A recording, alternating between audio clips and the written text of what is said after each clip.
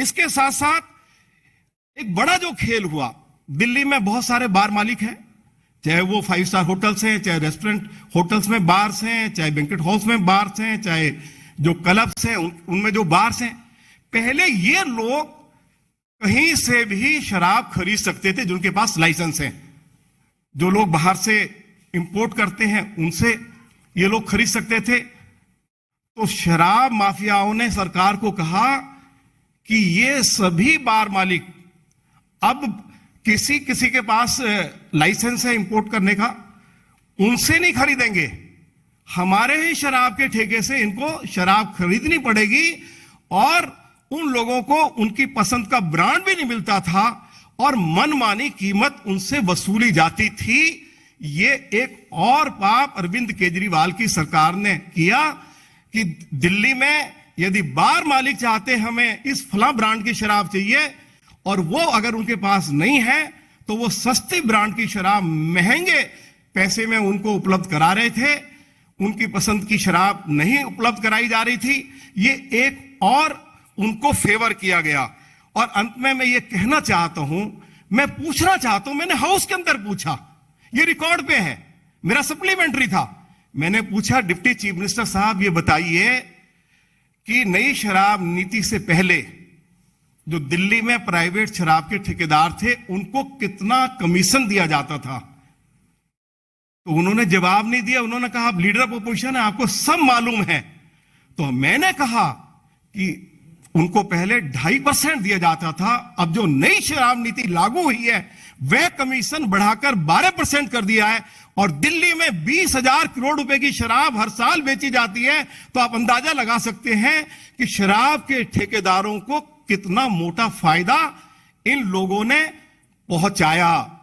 क्योंकि पंजाब, गोवा, उत्तराखंड, मणिपुर का चुनाव था, इनको पैसे की जरूरत थी और शराब के ठेकेदारों ने जो शर्तें इनके सामने रखी वो सभी शर्तें इन्होंने कानून, कायदे और नियम का उल्लंघन करके उनको स्वीकार किया। दिल्ली की सरकार को कोई अधिकार नहीं है कि मास्टर प्लान यदि कहीं शराब का ठेका खोलने की अनुमति नहीं देता है, जब तक मास्टर प्लान को अमेंड नहीं किया जाएगा तब तक आप वहां शराब का ठेका नहीं खोल सकते। तो शराब के ठेके तुमने खोले हैं, मास्टर प्लान का जो वायलेशन तुमने किया है और तुम्हें मालूम था, तुमने हाउस में स्वीकार किया कि दिल्ली में 100 ऐसे वार्ड्स हैं। डिप्टी चीफ मिनिस्टर ने कहा जहां शराब के ठेके नहीं खोले जा सकते हैं और उसके बाद आपने खोले हैं, ये हजारों करोड़ रुपए का घोटाला हुआ है, सरकार का भी नुकसान हुआ है। लेकिन फायदा किसका हुआ है? अरविंद केजरीवाल को हुआ है या फायदा शराब के ठेकेदारों को हुआ है? अगर ये शराब नीति इतनी अच्छी थी तो अब उस शराब नीति को वापस क्यों लिया गया है? और हम ये भी मांग करते हैं कि इन शराब के ठेकेदारों की जो सिक्योरिटी है उसको जब्त किया जाए, उसको वापस ना किया जाए, क्योंकि एक्साइज ड्यूटी की चोरी हुई है। पहले इसमें क्लैरिटी आ जानी चाहिए। यह मांग भी हम दिल्ली के एलजी से करते हैं कि इनकी जो सिक्योरिटी है उसको लौटाया ना जाए। यही मैं कहना चाहता था। बहुत बहुत धन्यवाद। कोई प्रश्न हो तो आप कर सकते हैं।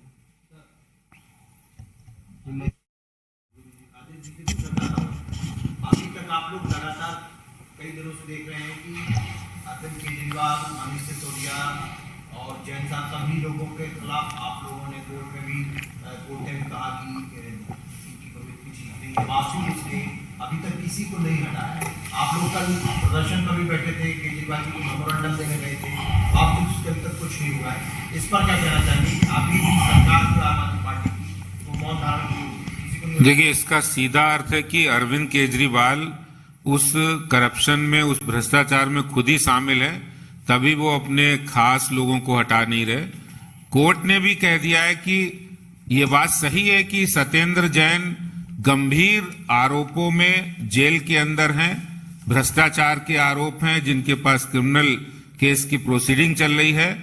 संविधान और नैतिकता भी इस बात का तकाजा करती है कि ये जिम्मेदारी मुख्यमंत्री की है कि मुख्यमंत्री कैसे एक मंत्री को जो कि एक भ्रष्टाचार के आरोप में बंद है, वो कैसे मंत्रिमंडल में है, ये मुख्यमंत्री की जिम्मेदारी है। तो मुख्यमंत्री की जवाबदारी बनती है कि उनको बर्खास्त करे। लेकिन हम जनता के बीच जा रहे हैं, हम लोगों के बीच जा रहे हैं और मुख्यमंत्री के ये दोहरे चरित्र के बारे में भी लोगों को बता रहे हैं कि आप बर्खास्त करिए, नहीं तो हम जन आंदोलन तो चला ही रहे हैं और चलाएंगे आगे भी। धन्यवाद। और कोई प्रश्न? आप बार बार कह रहे हैं मास्टर प्लान का वॉल्यूम हुआ है साथ ही 3 बजे तक रात में शराब सर्व करने का प्लान केजरीवाल सरकार का 2041 तक मास्टर प्लान है, उसमें ऑलरेडी ये मेंशन किया गया है कि रात में 3 बजे तक रेस्टोरेंट बार खोले जाएंगे। तो ये दोनों बातें कैसे केजरीवाल जो प्लान कर रहे हैं वो गलत कर रहे हैं या फिर मास्टर प्लान को 2041 का बनाया जा रहा है? देखिए, पहली बात तो यह है कि 2041 का मास्टर प्लान अभी बनकर तैयार नहीं हुआ है और ना ही उसकी घोषणा हुई है। और 2021 का जो मास्टर प्लान है वह जो नॉन कन्फर्मिंग एरियाज हैं या जो मिक्स लैंड यूज की सड़कें हैं उन पर शराब के ठेके खोलने की अनुमति नहीं देता है। तो अभी 2041 का जब मास्टर प्लान इंप्लीमेंट ही नहीं हुआ है तो समय की बात कहां से आ जाती है? अभी तो 2021 का है और दिल्ली पुलिस ने उसके ऊपर अपना ऐतराज भी दर्ज कराया है। केजरीवाल जी का कहना है कि वो दिल्ली मॉडल को गुजरात में ले जा रहे हैं और वहाँ गुजरात के अंदर दिल्ली मॉडल की काफी चर्चा हो रही है। इस वजह से बौखलाहट में आप लोगों के खिलाफ ये सब काम कर रहे हैं।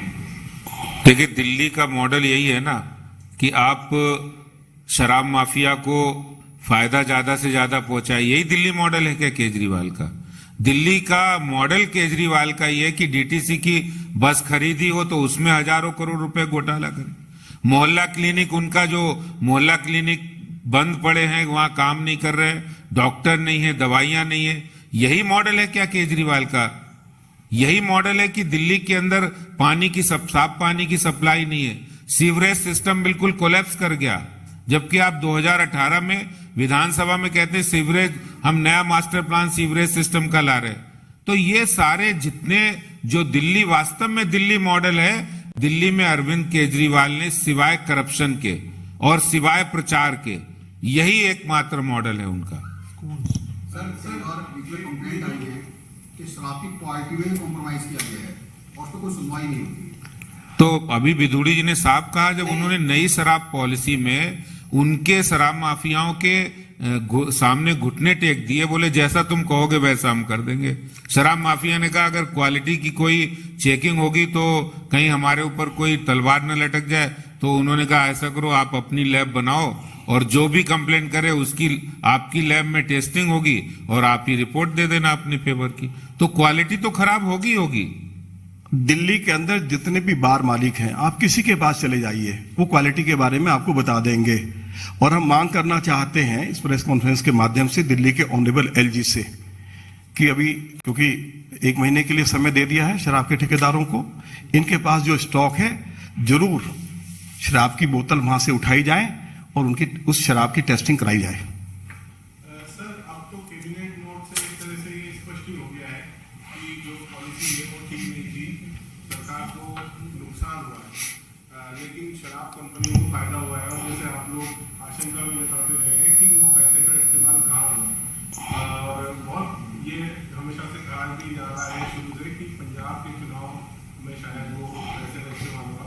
तो आपको लगता है कि अब जो है आप लोगों को कहीं कानूनी रूप से या एलजी के माध्यम से इसकी जांच करवानी चाहिए कि वो पैसा का क्या हुआ, उसका कहाँ पे वो साइकिल आउट हुआ।